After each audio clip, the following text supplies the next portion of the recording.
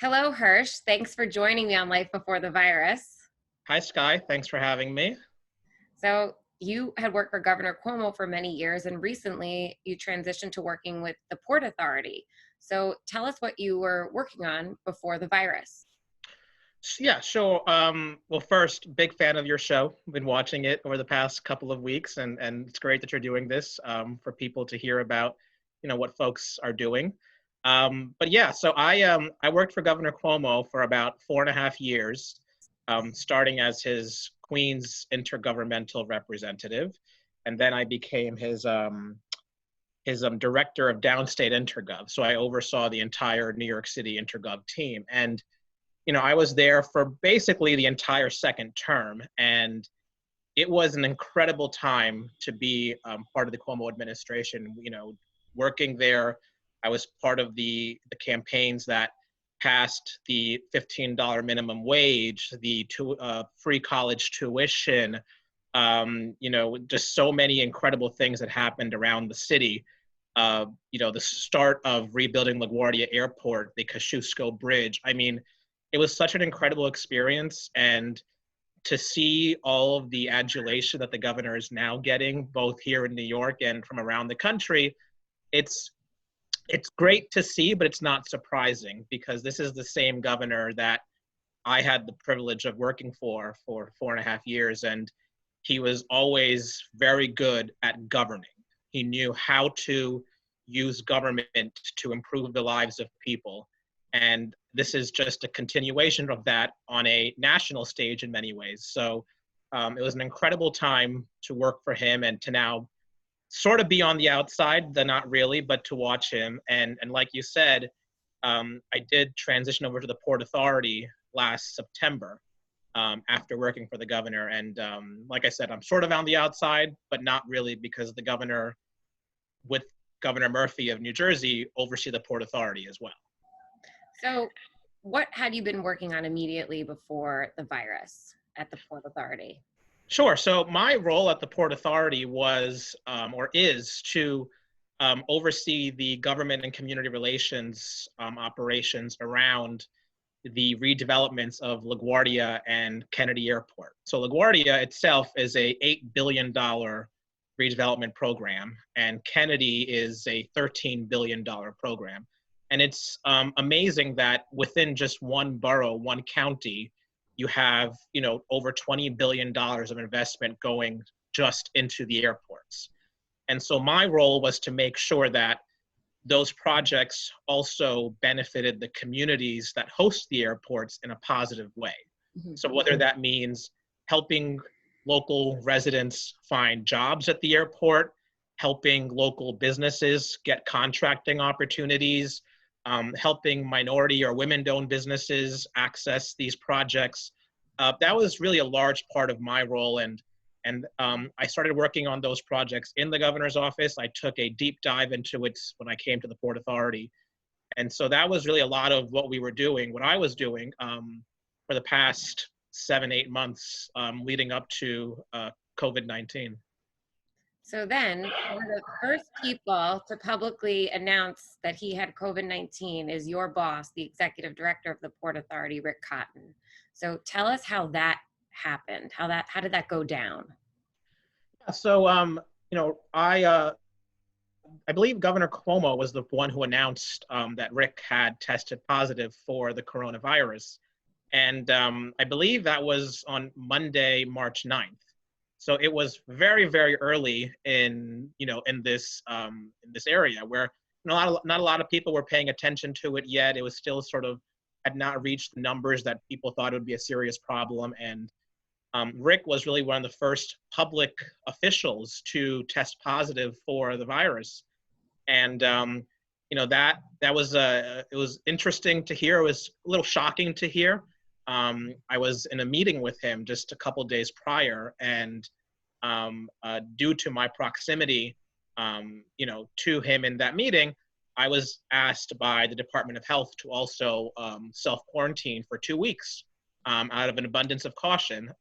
So as much as people are feeling the cabin fever now, being at home all of this time, however long you've been home, add 2 weeks to that, and that's how long I've been working from home. So it's been interesting. It was quite a shock to hear Ric's diagnosis. However, thankfully, Ric, as he said publicly, is that he did not experience any major symptoms. He continued working during that time, and he has now tested negative, so he is back to being healthy. So how has your working from home been going? It's been an adjustment. I think just from the start of my day to the end of my day, right? You see me in a hat and unshaven and in a t-shirt right now. That's not the typical way I would appear. I'm typically very, in a suit, shaven, my hair is combed and styled. So I think that's the first sort of difference in the way that I'm working. I'm not as concerned about making sure my hair looks good or my face is shaven or, that I'm in my suit. But aside from just the daily routine, it's also been an interesting shift of not being at my office and traveling down every day from Queens to the World Trade Center. It was a long commute, but it was I looked forward to going to the World Trade Center every day, to not being at my office. But I think in the intergov world, aside from things like attending community meetings and events, which is an important part of the job, a lot of what we do is over email and over the phone and things like that. And so from that point of view, not a big change, but still an interesting adjustment to not be doing calls from my office and to do them from my living room or things like that, and not being in a suit. So that was an interesting adjustment. So what happens now with these major airport redevelopment projects? Are they still ongoing during this time, or what's happening? So I think it's first important to let people know, and I'm sure people see this as well, is we've seen incredible declines in the number of people going through our airports and airports across the country. We just had our Port Authority board meeting a couple days ago, and at that meeting, our staff reported that we've seen declines of 95% at our airports. So, whereas you had tens of thousands of people traveling through one airport on a daily basis, it's dropped down to hundreds of people. And,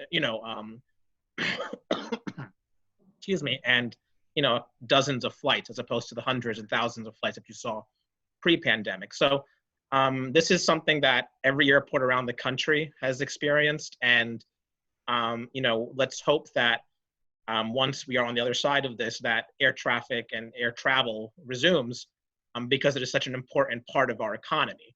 But regarding the redevelopments, the LaGuardia project, which broke ground in 2016, that is still, construction is ongoing.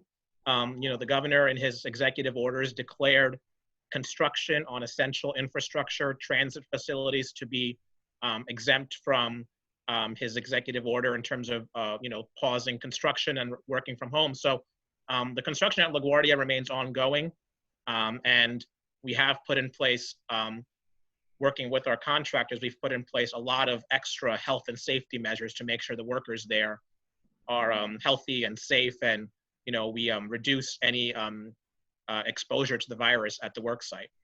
Hmm. So is there a chance that these projects still meet their anticipated deadline? So I think it's safe to say, and our executive director reported this just the other day as well, that the LaGuardia project especially remains on schedule. And for that, we're incredibly grateful to the men and women that are working at the airport, building the new airport. But that remains on schedule. And we expect that to stay the same. There might be some, slight impacts to timing, but by and large, we expect that airport to continue its redevelopment on time. So it sounds like you're able to still work as efficiently from home as you would when you're in the office. So maybe this hasn't been so bad for you. I'm a guy that enjoys going into the office and going into work. So it's from that point of view, it's been, a difficult change to have. Like I said, I enjoy putting on my suit. I enjoy getting ready in the morning and shaving and going and styling my hair and all of that. And that has certainly taken a toll. And to not be able to go to those community meetings and meet with those community leaders in person and sort of hear their questions and concerns definitely takes a toll on our job as intergovernmental teams.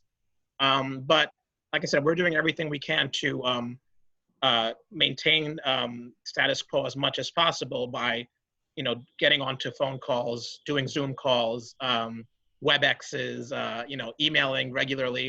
And I think something that's also happened is there's no difference between your home and your office. So, you're working, you're not typically done, when you leave the office at 6, 7 o'clock, you're not done anymore, right? Like your office is at your home now. And so you can be on your laptop working till 8, 9 o'clock at night sometimes. I found myself working till 10, 11 o'clock now, just because, it's all in one and the same. So that's been a challenge as well. So thank you for all of your doing and for taking the time to talk to me about your life before and now during the virus. Absolutely. Happy to be here and happy to speak with you. And I wish everybody health and safety, and hopefully we get out of this soon. Right. Thanks.